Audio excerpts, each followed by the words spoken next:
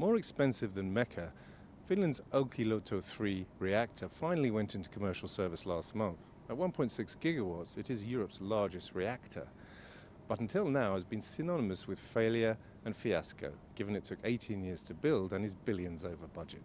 So how is the power market reacting to the start of Europe's first reactor in 16 years? Yeah, the price reaction has been significant, I would say. Finland has been a high price area for, many years. And quite suddenly, I would say, with the startup of Olkiluoto 3 and more or less a continuous growth in, the onshore wind power production, it now suddenly is a very clearly defined low price area. Although the new reactor's output was hardly necessary this spring, it allowed Finland to become a net power exporter in May for the first time in 20 years and should help Finland get through next winter. It is very good for if we think about preparing for the next winter, and it seems that Finland starts to get more and more investments in the consumption side, especially very big industrial investments. So we forecast that the electricity consumption is going to rise.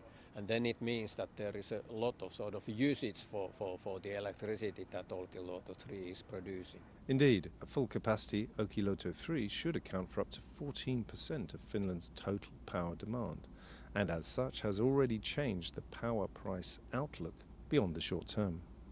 No, of course, it's the market players. I mean, the industry that is investing, and that investment was done many years ago, and world looks very different. But anyway, for the electricity generation, I think diversity is very good. Don't put all the eggs in the same basket.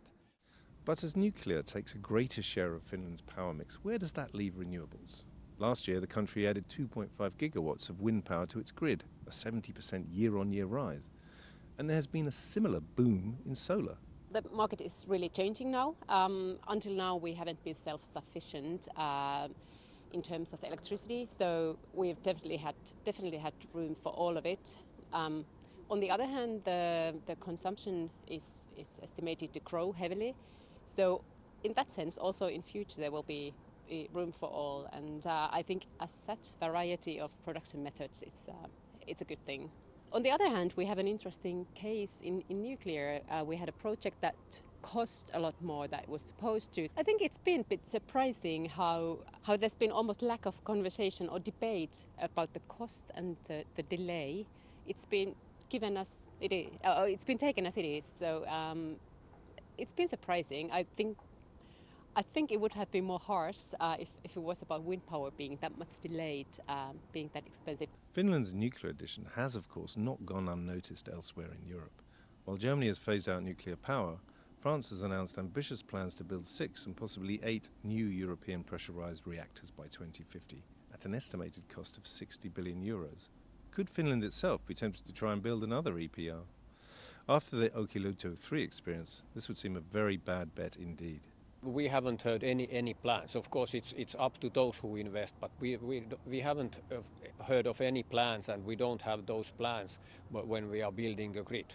So if they inform, then it's 10-15 years at least, but not during this decade at least.